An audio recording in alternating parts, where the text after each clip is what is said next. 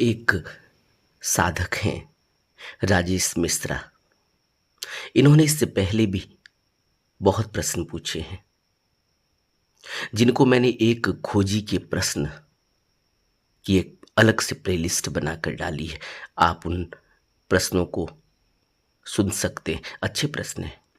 आज भी इन्होंने एक प्रश्न पूछा है। ये कहते हैं कि रमन महर्षि नाम के एक साधु हुए, 16 वर्ष की उम्र में उन्होंने मृत्यु को देखा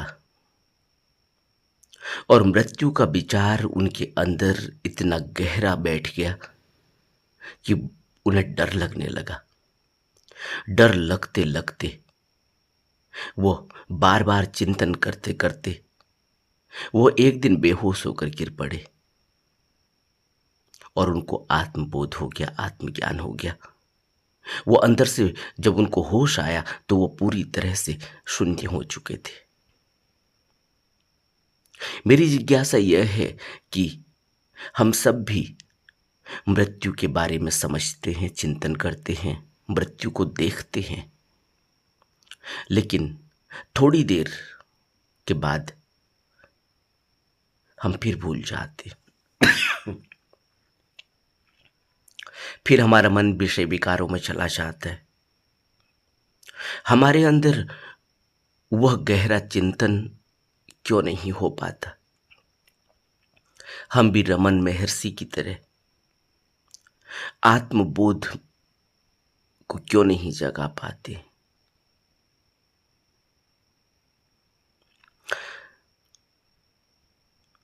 सब कुछ जैसा हमने पढ़ा है रमन महर्षि के बारे में और जैसा हम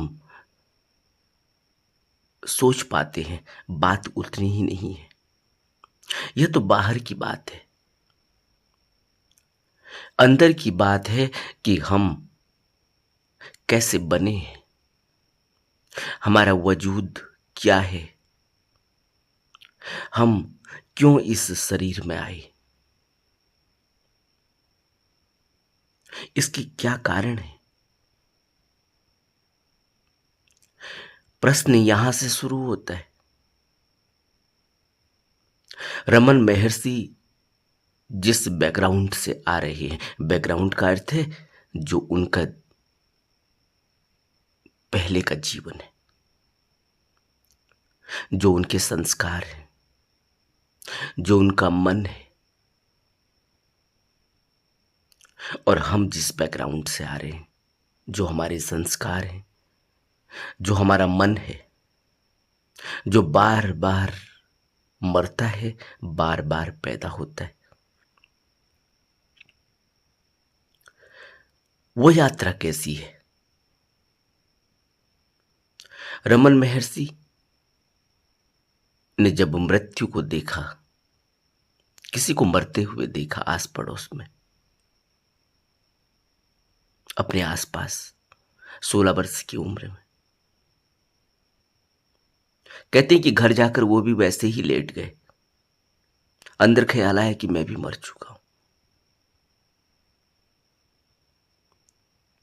और साथ में यह कि फिर जीवन क्या है, क्यों है, और यह सब ख्याल कि कौन कहां से आता है और कहां चला जाता है। यह वैराग्य की घटना है। और आगे का जो संस्कारों का रिदम है, संस्कारों का वेग है, जो खींच कर ले जाता है, वो सब धूमिल पड़ गया, वो सब क्षीण पड़ गया, उसकी ताकत खत्म हो गई रमन महर्षि की। लेकिन हमारे संस्कारों का वेग कितना है? हमारी मन की इच्छाएं, तृष्णाएं, वासनाएं, कामनाएं इतनी हैं कि सामने मौत खड़ी है तब भी वैराग्य घटित नहीं होता। सामने अगर मौत भी दिख जाए तब भी वैराग्य घटित नहीं होता। तभी तो आदमी 7 पुश्तों के बारे में सोच रहा है। तभी तो आदमी अपने बारे में कम, अपने बाल बच्चों के बारे में सोच रहा है कि मैं मर भी गया कोई बात नहीं, मेरी संपत्ति के हकदार मेरे बाल बच्चे होंगे। मैं मर भी गया तो कोई बात नहीं, लेकिन जो मैंने बैंक बैलेंस रखा है मेरे बच्चे, मेरे नाती पोते उसका आनंद लेंगे। ये क्या है? ये बात यह बताती है कि मैं मरना तो चाहता ही नहीं, लेकिन अगर मर भी गया, अभी तो इतना भी ख्याल नहीं है कि कल मौत मेरी भी आनी है, मैं भी लाइन में खड़ा हूं। अभी तो इतनी बात है कि पड़ोसी मर तो गया, उसको तो मरना ही था, बूढ़ा होगा इसलिए मर गया, बीमार होगा इसलिए मर गया, बाल बच्चों ने सही से परवरिश नहीं की होगी, देखभाल नहीं की होगी इसलिए मर गया। हम ऐसा सोचते, लेकिन हम अपने बारे में नहीं सोचते कि कोई जरूरी नहीं कि वो बूढ़ा हो।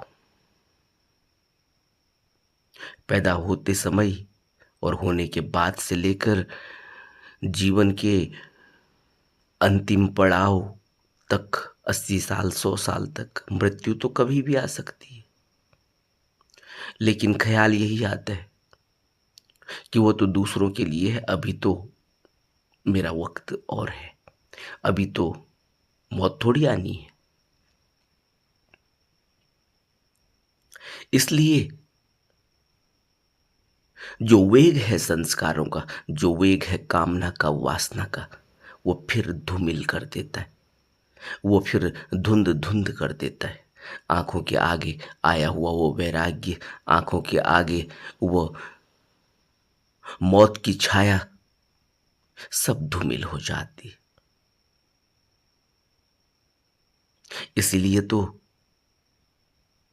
लोग मौत की बात भी नहीं करते।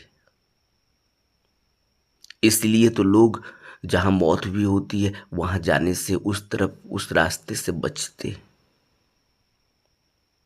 इसीलिए तो हमारे वहां पहले, अब तो थोड़ा सा और ज्यादा, थोड़ा दिमाग खुल गया है, थोड़ा आदमी के अंदर तर्क जगा है, पढ़ने लिखने से थोड़ा फर्क पड़ा है।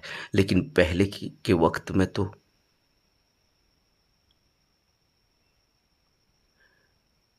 भगवत गीता को पढ़ने से भी बच्चों को रोका जाता था,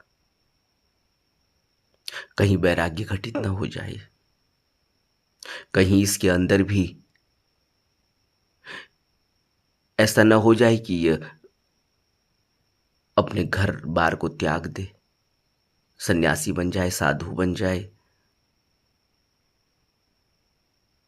काम में इसका मन न लगे, बाल बच्चों की परवरिश में उसका मन न लगे, संसार में किसी बात में ये रस न ले। कहीं ऐसा ना हो जाए तो बच्चों को भगवत गीता नहीं पढ़ने देते थे। 90s से 80s से पहले पहले की बात मैं बता रहा हूं, ऐसा भी वक्त था। लेकिन आज तो भगवत गीता, आप रास्ते से गुजरते हैं तो भगवत गीता लेकर लोग खड़े हैं। आप ट्रेन में हैं, बस में हैं, आप किसी भीड़ भाड़ वाली जगह में इंतजार कर रहे हैं किसी का, किसी भीड़ भाड़ वाली मार्केट में हैं, वहां भगवत गीता बेचने वाले आ जाएंगे। आज तो वक्त बदल गया, लेकिन पहले वक्त ऐसा नहीं था। यहां तक कि मौत अगर मुंह से कोई शब्द निकल भी गया तो डांट पड़ जाती थी, माँ बाप डांटते थे, क्या बोल रहे हैं। जब इस तरह मनुष्य का मन दूषित हो, डरा हुआ हो, तो वो व्यक्ति चिंतन नहीं कर पाता। चिंतन करने के लिए डरा हुआ मन नहीं चाहिए, चिंतन करने के लिए तो अवलोकन करने की क्षमता होनी चाहिए। चिंतन करने के लिए तो तर्क संगत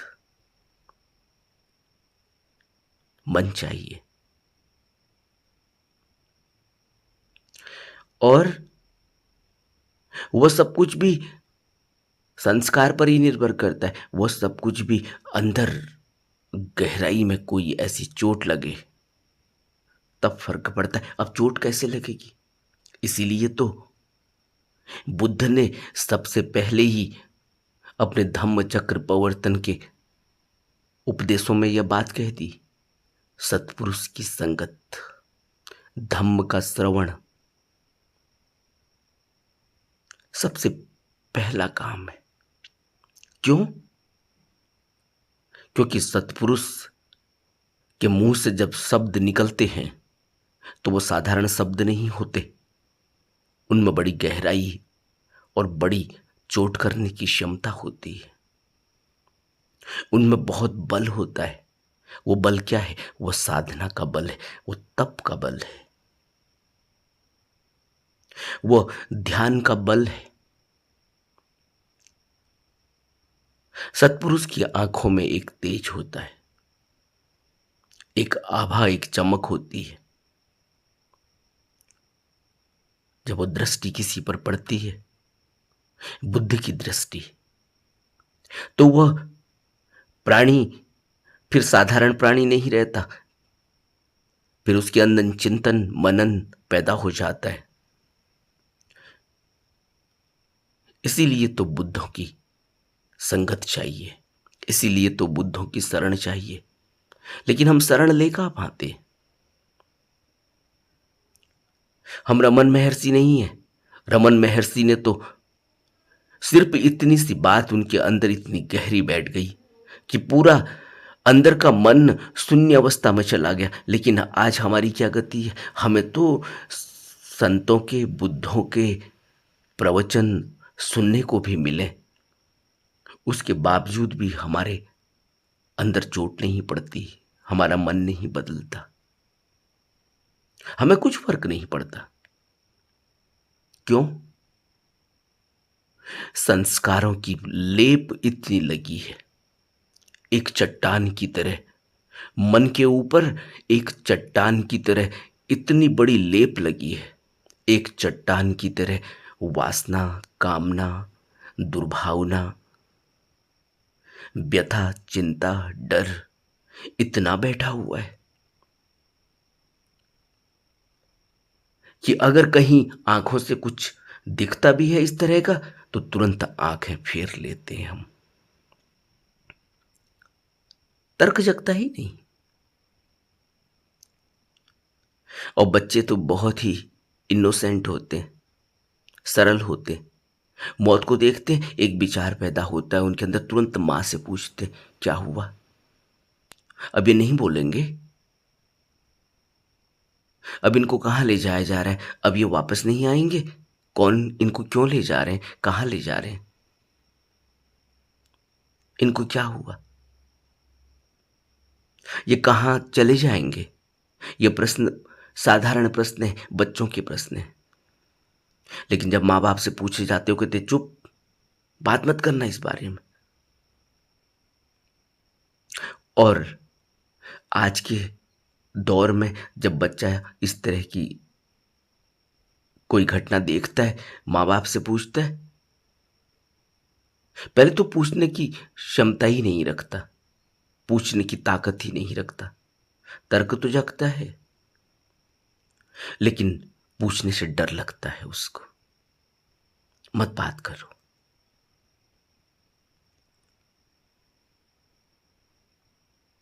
अंदर एक ऐसा भाव पैदा हो जाता है कि अगर मेरे माँ बाप को कुछ हो गया,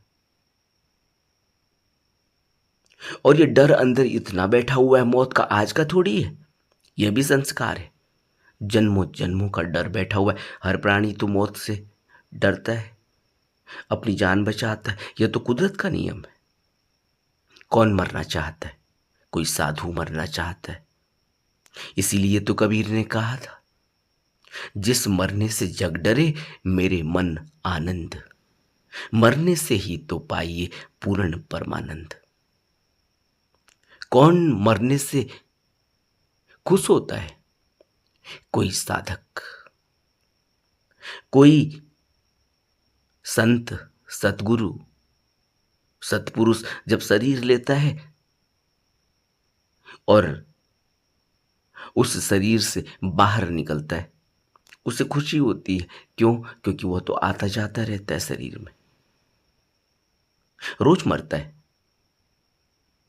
जीते जी मरो कर कबीर कहते हैं। ये जीते जी मरना क्या है? ये जीते जी मरना है कि रोज ध्यान में अपने शरीर को खाली करो, शरीर से बाहर निकलो। कबीर ने यह करके दिखाया। कबीर एक संत पुरुष है, एक बुद्ध पुरुष है, और अपने अनुभवों को साधारण भाषा में हमें बताकर गए। पोइट्री में, कविताओं में बताकर गए। लेकिन साधारणतया एक साधारण इंसान कबीर को पोएट कहता है, कवि।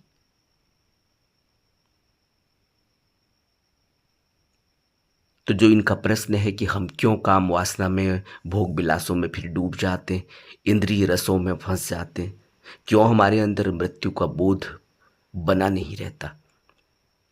क्योंकि हमारा संस्कार अभी वैसा नहीं है। सब रमन महर्षि नहीं हो सकते, सब बुद्ध नहीं हो सकते। यह सब संस्कारों पर निर्भर करता है, यह सब पुरानी यात्रा पर निर्भर करता है। बुद्ध कहते हैं कि मैं आज से थोड़ी, मैं तो जन्मों जन्मों से यात्रा कर रहा हूं। मेरे बहुत गुरु हैं। अंगुत्तर निकाय को अगर पढ़ेंगे तो स्पष्ट हो जाएगा। इसीलिए तो बुद्ध ने यह बात कही थी कि हे घर बनाने वाले, अब तू घर नहीं बना सकेगा, क्योंकि अब मैंने तुझे देख लिया है। मैं तेरे को जन्मों जन्मों से खोजता रहा। क्या कहना चाह रहे? कि मैं जन्मों जन्मों से प्रयास कर रहा हूं कि कौन है यह जो बार बार इस दुनिया में भटक देता है। कौन है यह जो बार बार रूप दे देता है। और फिर उत्तर देते हैं कि अब तुम घर नहीं बना सकोगे। घर का अर्थ है कि अब तुम फिर इस दुनिया में दोबारा मुझे नहीं भेज सकोगे। और मैं यहां क्या करता हूं? कोई भी प्राणी यहां क्या करता है? तीन ही काम है, खाना, सर्वाइवल है, जीने के लिए, और अपनी सुरक्षा, सर छुपाना। कोई जमीन में गड्ढा खोदकर प्राणी रह रहा है, कोई जमीन के बाहर रह रहा है, पेड़ में रह रहा है, कोई आकाश में रह रहा है। और मनुष्य हैं अपना अपना घर बना रहे हैं, अपनी सुरक्षा, अपने सर छुपाने, अपने को बचाने का इंतजाम कर रहे हैं। और तीसरा काम है प्रजनन। हर प्राणी यह कर रहा है, कुदरत करवा रही है। आदमी तो होश में है, तब उसने इसको एंटरटेनमेंट का साधन बना लिया। जरा सोचो, एंटरटेनमेंट का साधन है।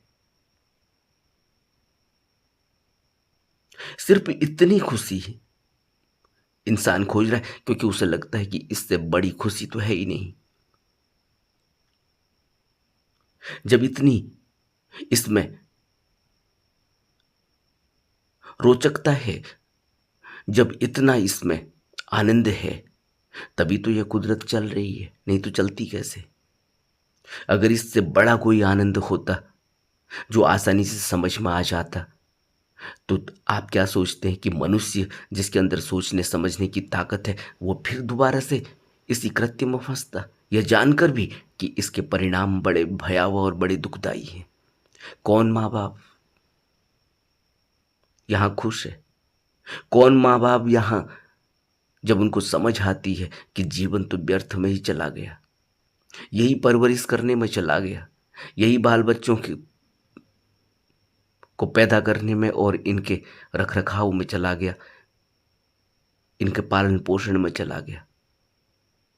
कौन माँ बाप अंत में पछताता नहीं है कि जीवन व्यर्थ में गंवा दिया, और जिनके लिए गंवाया, जिनके मोह में फंसे, उनमें से अब कोई भी मदद नहीं कर सकता। बुद्ध यही तो कहते हैं कि सबसे बड़ा मददगार इस दुनिया में कौन होता है? माँ बाप। इससे बड़ा मददगार दुनिया में कोई नहीं मिलेगा। लेकिन वह भी हमारी सहायता नहीं कर सकते। बुद्ध कहते क्यों? इसीलिए क्योंकि वह भी मृत्यु और जन्म के बंधन में फंसे हुए हैं। वह भी सहायता नहीं कर सकते क्योंकि उन्हें खुद ही पता नहीं है कि परम आनंद यह सिर्फ भोग विलास में नहीं है। परम आनंद तो उस मरने में है जिसको कबीर कहते हैं, मरने से ही तो पाइए पूर्ण परमानंद। और मरना कैसे? ध्यान में। लेकिन ध्यान कौन बताएगा? कौन मरना सिखाएगा? बुद्ध कहते हैं कि बुद्धम शरणम गच्छामि। सत्पुरुष की संगत करो, धम्म का श्रवण करो। अब धम्म का श्रवण हम क्या समझते हैं? धम्म जो मुंह से निकले किसी बुद्ध के। उन शब्दों में बल है, उन शब्दों में ताप है। किसी बुद्ध ने दीक्षा दी हो, उस दीक्षा में बल है। उसने जिम्मेवारी ली है, उसने हाथ पकड़ लिया है, उसने अब तुम्हें अपना लिया है, तुम्हें सहारा दे दिया है, तुम्हें अपना बना लिया है। तभी तो कहते हैं कि मेरे पुत्रों को डरना नहीं चाहिए। बुद्ध कहते हैं मैं कल्याण मित्र हूं। बुद्ध कहते हैं हम समझ ही नहीं पाते। हमें तो रस लग रहा है भोग विलासों में, क्या आनंद है।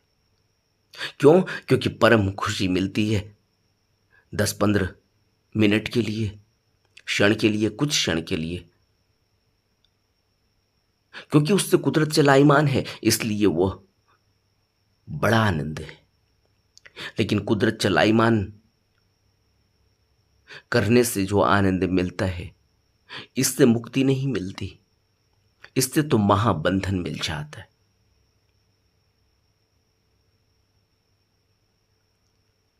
इसलिए बार बार हम भोगों में फंस जाते हैं, फिर भूल जाते हैं, क्योंकि संस्कार गहरा है।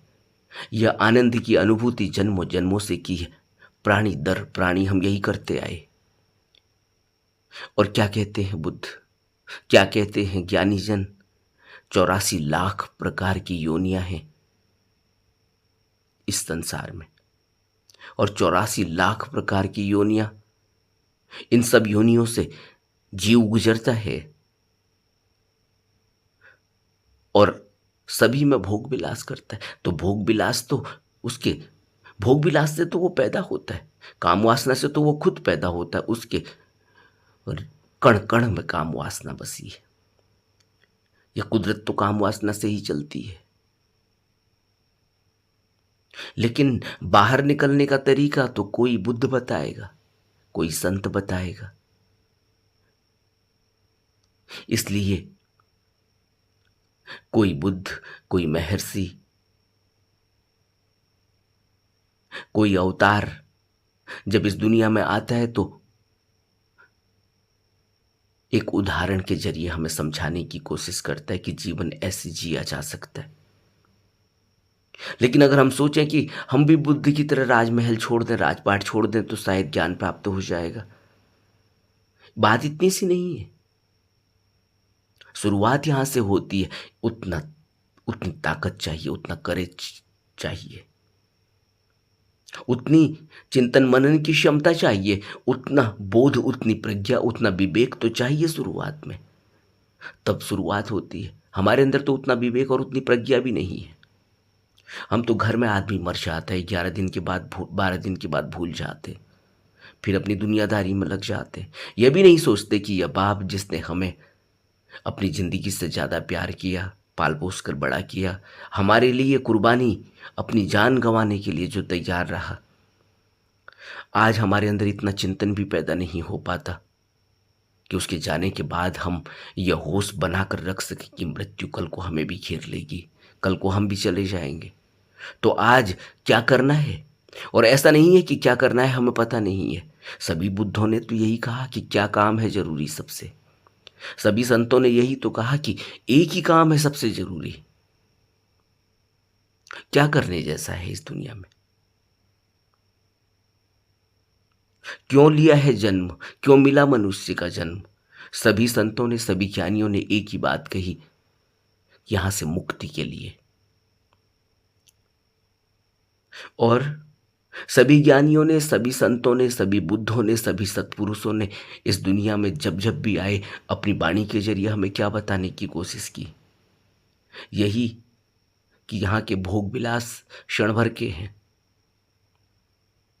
और यह बताने की कोशिश की कि इससे निकलने का एक ही तरीका है कि तुम किसी गुरु की शरण लो,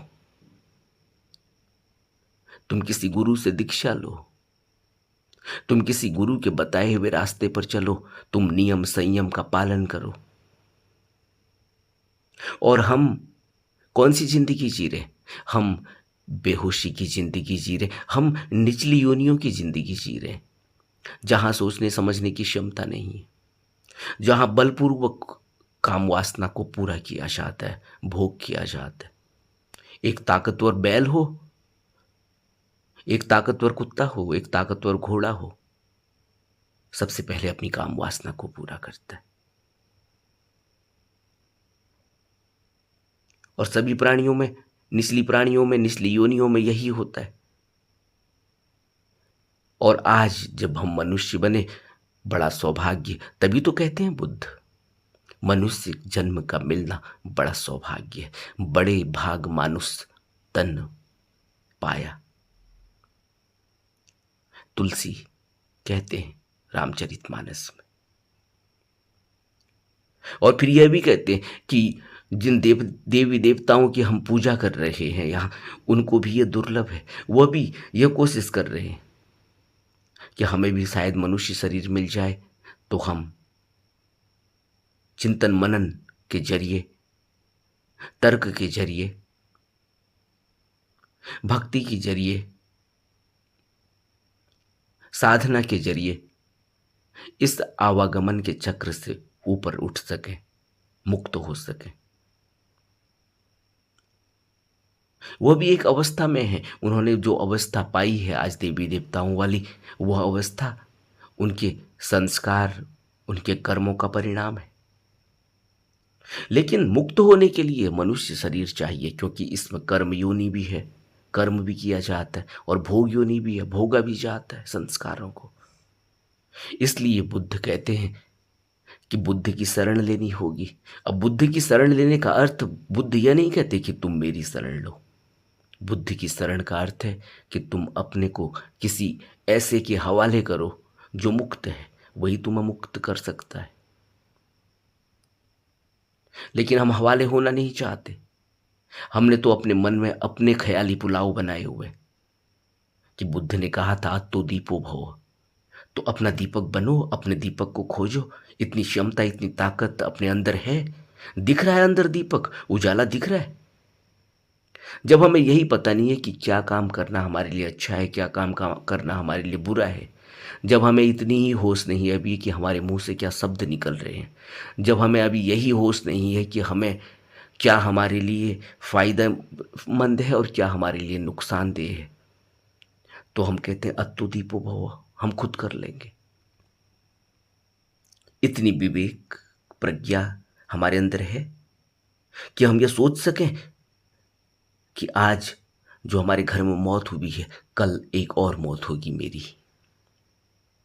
वो कहता है नहीं नहीं, मैं थोड़ी मरूंगा, बाप तो बूढ़ा था इसलिए मर गया, पड़ोसी तो और बूढ़ा था, बीमार था, खांसता रहता था इसलिए मर गया, या कोई तीसरा इसलिए मर गया क्योंकि उससे दवाई नहीं मिली, हम सोच रहे हैं शायद दवाई से वो बच जाता, हम सोचते हैं शायद उसको और अच्छी उसकी देखभाल होती तो वो बच जाता, कितने दिन बच जाता।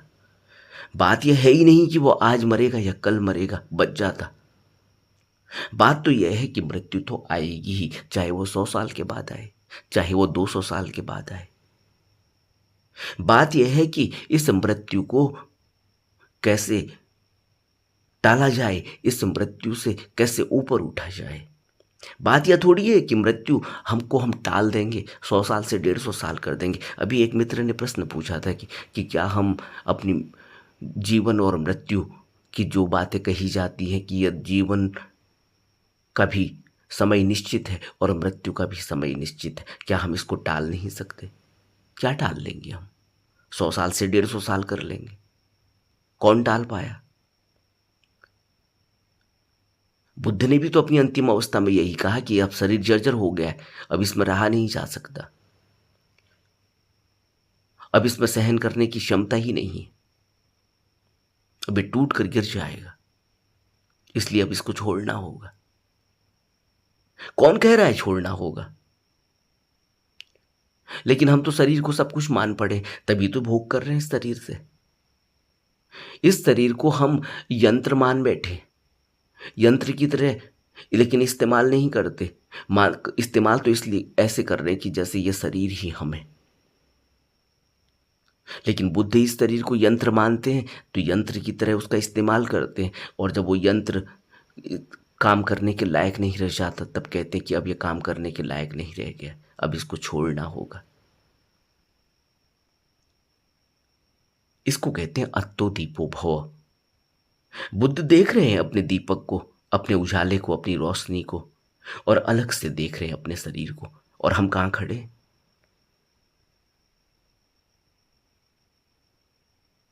इसलिए शरण चाहिए, इसलिए गुरु चाहिए।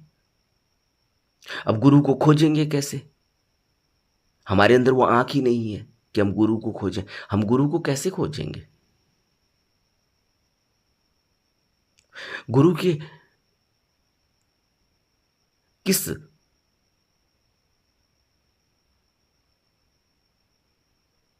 किस तरह से गुरु को हम खोज पाएंगे? क्या देखेंगे हम गुरु में? हमें तो पता ही नहीं है कुछ। हम क्या देखते हैं? हम आंखों से देखते हैं बाहर क्या कपड़े पहने हुए, कैसे खा रहा है, कैसे बोल रहा है, कैसे चल रहा है। क्या गुरु इतना ही है? क्या हम इससे ही समझ जाएंगे? लेकिन दुनिया भ्रम में है, वो कहती हाँ हाँ तुम इससे समझ जाओगे, चेहरा सब कुछ बताता है। दुनिया कहती हाँ हाँ तुम समझ जाओगे, उसके कपड़ों से पता चल जाएगा कौन सी ब्रांड के पहने हुए। हाँ हाँ तुम समझ जाओगे, वो जितना ज़्यादा बोलेगा, जितनी तर्क की बातें करेगा, जितनी अच्छी अच्छी बातें करेगा, उससे हम अंदाज़ा लगा लेंगे वो कौन सी भाषा बोल रहा है, कितनी अच्छी बोल रहा है, कितनी कितनी भाषाओं का जानकार है, कितनी उसने डिग्रियां ले रखी हैं, कौन सी उसने नौकरी की है, हम उससे अंदाज़ा लगा लेंगे। लेकिन क्या हम लगा पाएंगे? लेकिन दुनिया भ्रम में वो कहती है कि अच्छे ब्रांड के कपड़े पहने हो तो पक्का जरूर ये अच्छा इंसान होगा, ये पढ़ा लिखा होगा, इसके अंदर सोच समझ होगी। क्या ब्रांड के कपड़े पहनने से सोच समझ वाला इंसान हो जाता है? क्या बड़े बड़े टीका और बड़े बड़े चंदन के लेप लगा लेने से, लंबे बाल लंबी दाढ़ी रख लेने से सोच समझ ज़्यादा पैदा हो जाती है? या सर घुटा लेने से, गेहुआ वस्त्र पहन लेने से, या कसाई वस्त्र पहन लेने से वो भिक्षु बन जाएगा, साधक बन जाएगा? बुद्ध इसको नकार देते हैं। धम्मपद में बुद्ध कहते हैं कि ऐसा भिक्षु किसी काम का नहीं, जो संसार की वासनाओं में उलझा हुआ है और जिसने सर घुटा लिया है, कपड़े बदल लिए हैं, लेकिन उसकी करनी में कहीं भी कोई भिक्षु के गुण नहीं, कर्म नहीं। उसका उसका जीवन साधक का जीवन नहीं, भिक्षु का जीवन नहीं।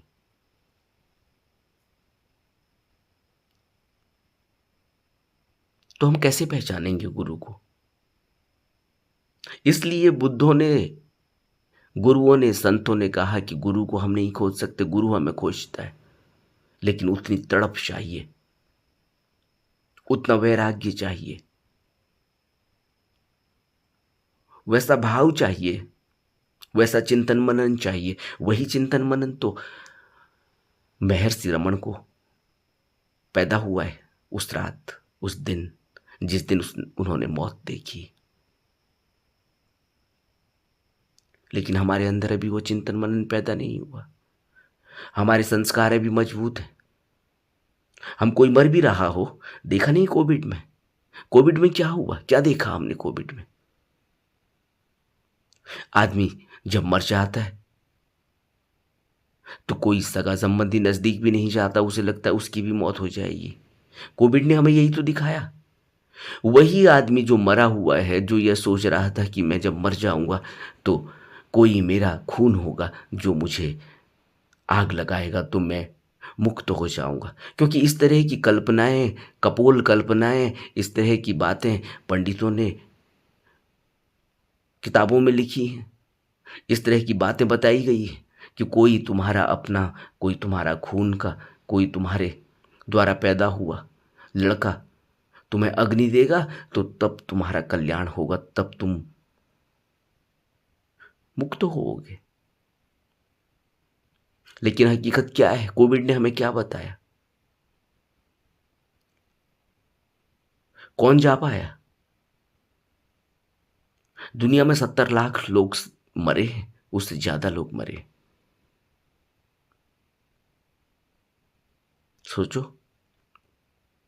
लेकिन जब कोई बुलाया गया नजदीक का अपना, जब बेटे को बुलाया बाप के मरने पर, मां के मरने पर, जब माँ बाप को बुलाया बेटे के मरने पर, तो एक बात देखी गई कि जो भी बहुमूल्य चीजें उसने पहनी हुई थी, सोने की घड़ी पहनी है, सोने की चेन पहनी हुई है, ब्रेसलेट पहना हुआ है, सोने की अंगूठी पहनी हुई है, कानों में पहने हुए, नाक में पहने हुए, वो सब निकाल लिए गए। उनकी जरूरत थी, बाकी और थोड़ी जरूरत है। बाकी ये जरूरत थोड़ी थी कि जब उन्होंने पैदा किया था यह सोचकर कि ऐसा शास्त्रों में लिखा हुआ है कहीं कि जब बेटा तुम्हें मुखाग्नि देगा तो तब तुम्हारा कल्याण होगा। इस बात को भूल गए।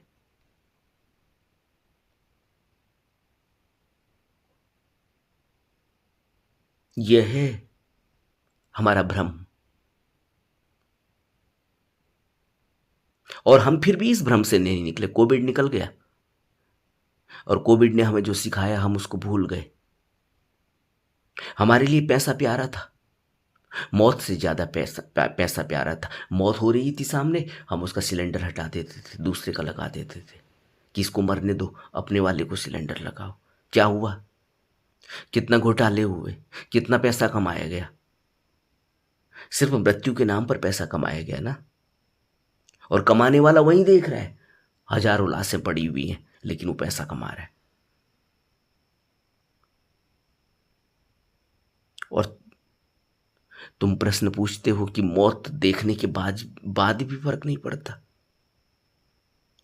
मौत देखने के बाद फर्क, मौत देखने के बाद तो पैसा कमाया जाता है उस मौत से, तुम कहते हो फर्क नहीं पड़ता। कोविड को दोबारा से अपनी आंखों के आगे से गुजरने दो, उस रील को दोबारा से चलाओ अपने अंदर, तो देखो कि कुदरत ने हमें क्या सिखाया, लेकिन हम नहीं सीख पाए।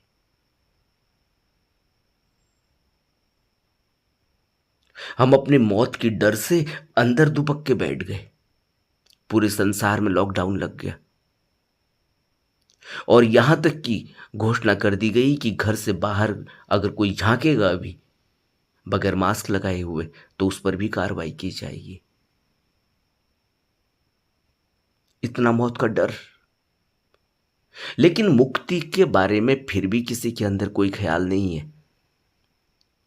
जीवन के बारे में, जीवन को बचाने के लिए हमने इतने उपाय किए, लेकिन जीवन फिर भी बचेगा नहीं, चला जाएगा।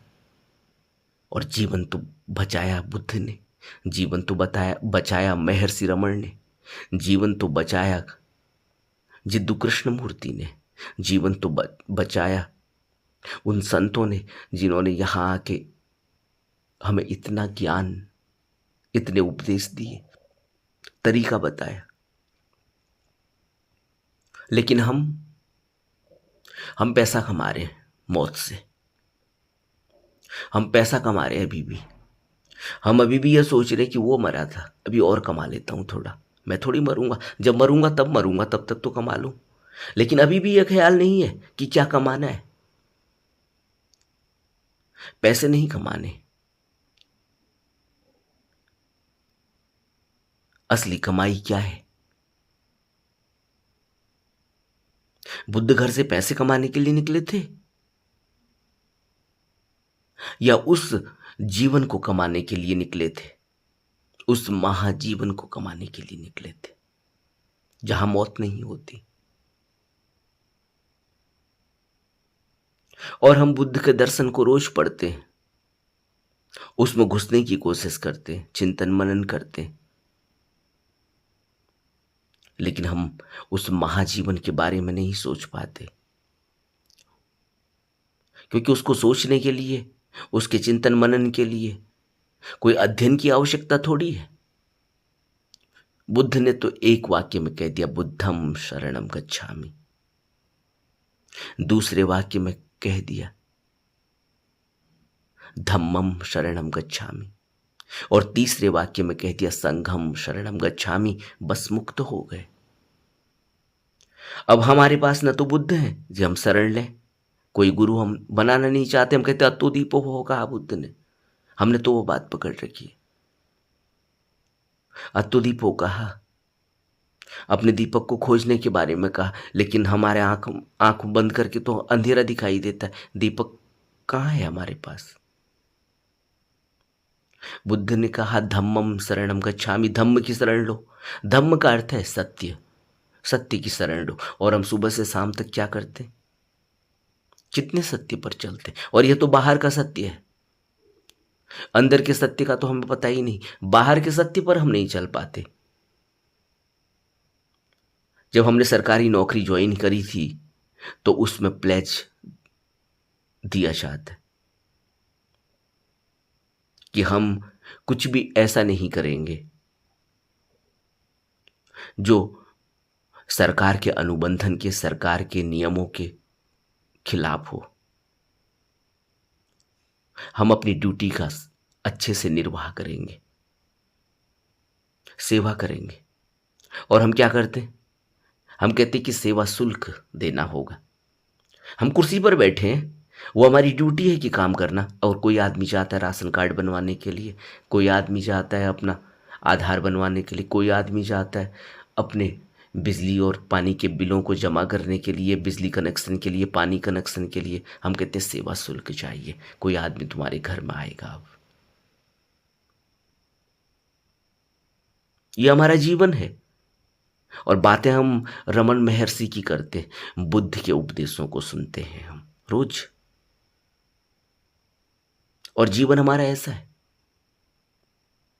माँ बाप की सेवा हम नहीं करेंगे। माँ बूढ़ी है, बाप बूढ़ा है, उसको चाय की जरूरत है, उसको पानी की जरूरत है, उसको हाथ पकड़कर हमें बाथरूम तक ले जाना है, वो हमसे नहीं होगा। उसके लिए हम किसी आदमी को रखेंगे। हम कहते नहीं, हमारा टेम्परामेंट नहीं है ये। लेकिन यह हमारा टेम्परामेंट नहीं है। लेकिन हम यूट्यूब पर बुद्ध के वचन सुनेंगे और कोशिश करेंगे कि हम मुक्त हो जाएं। हम कैसा जीवन जी रहे, विचार तो करना चाहिए। और बुद्ध ने तीसरा वाक्य कहा, संघम शरणम गच्छामि, कि कैसे संघ, कैसी संगत, कैसी सेवा होनी चाहिए। और हम अगर पति के लिए भी खाना बनाते तो उसमें भी एहसान है। पति घर में पैसे कमा कर लाता है, एहसान है कि देखो नालायको, तुम्हारे लिए मैं दिन रात लगा हुआ हूं। बच्चों को गाली देगा, पत्नी को गाली देगा, दिन भर तुम यहां सोए हुए हो। पढ़ाई नहीं करते, कोई काम नहीं करते, मैं दिन भर दौड़ भाग कर रहा हूं तुम्हारे लिए, तुम्हारे खाने का इंतजाम कर रहा हूं। जब वो ये कहता है उससे पूछो कि ये खाने का इंतजाम, ये सब कुछ तुम्हारी सिर्फ वासनाओं का परिणाम है, तो उसको उसके अहंकार पर और चोट लग जाएगी। किसी ने तुमसे कहा थोड़ी बच्चे पैदा करो, किसी ने तुमसे कहा थोड़ी कि तुम पत्नी लाओ, शादी करो, बीबी बनाओ। किसने कहा तुमसे घर बनाओ? लेकिन वो दूसरे पर थोपेगा, तुम नालायकों की वजह से मेरी मेरी तबीयत खराब हो रही है। हम कैसा जीवन जी रहे हैं? लेकिन रोज सुबह हम बड़े भक्ति भाव वाले भजन लगाते हैं। हम बाथरूम में होते हैं और भक्ति भाव वाले भजन चल रहे होते हैं, और कोई पूछे कि भाई साहब तुम तो बाथरूम में हो, तुम झाड़ू पोछा इधर उधर कर रहे हो, तुम घर के औने कोने में घूम रहे हो, और ये भक्ति भाव वाले भजन सुन कौन रहा है? वो कहते नहीं नहीं, माहौल तो कम से कम ठीक रहेगा, कानों में तो पड़ ही जाएंगे। इन कानों में पढ़ने से तुम मुक्त हो जाओगे? तुम्हारी करनी वैसी है नहीं, तुमने कभी एक शब्द भी सोचा नहीं जो कहा जा रहा है, उस पर विचार नहीं किया, मनन नहीं किया, चिंतन नहीं किया, तुम कभी ध्यान पर बैठे नहीं, और तुम सोच रहे हो कि कोई अच्छी सी गायिका जिसकी सुरीली आवाज हो, उसके भक्ति भाव वाले भजन तुमने सुबह सुन लिए, बस तुम्हारा काम हो गया, तुम मुक्त हो गए। किसको धोखा दे रहे हो? अगर इतना आसान होता तो बुद्धों को यहाँ 40-40 साल, 50-50 साल, 60-60 साल उन्होंने प्रवचन दिए, उपदेश दिए, दीक्षा दी, क्या जरूरत थी? संघ की जरूरत है, क्या है? संगत की जरूरत क्या है? कौन सी संगत की जरूरत है? और हम किन लोगों के साथ रहते हैं? सुबह से लेकर शाम तक हम कितनी बार बात करते हैं कि भाई क्या शेयर मार्केट में चल रहा है, सोना कितना बढ़ गया, चांदी कितनी बढ़ गई, कितने कमा लिए, कितनी एफडी है, कितना क्या है। कितनी बार हम सोच रहे हैं, और कितनी बार हम उसके बारे में सोच रहे हैं जिससे हमें मुक्त होना है।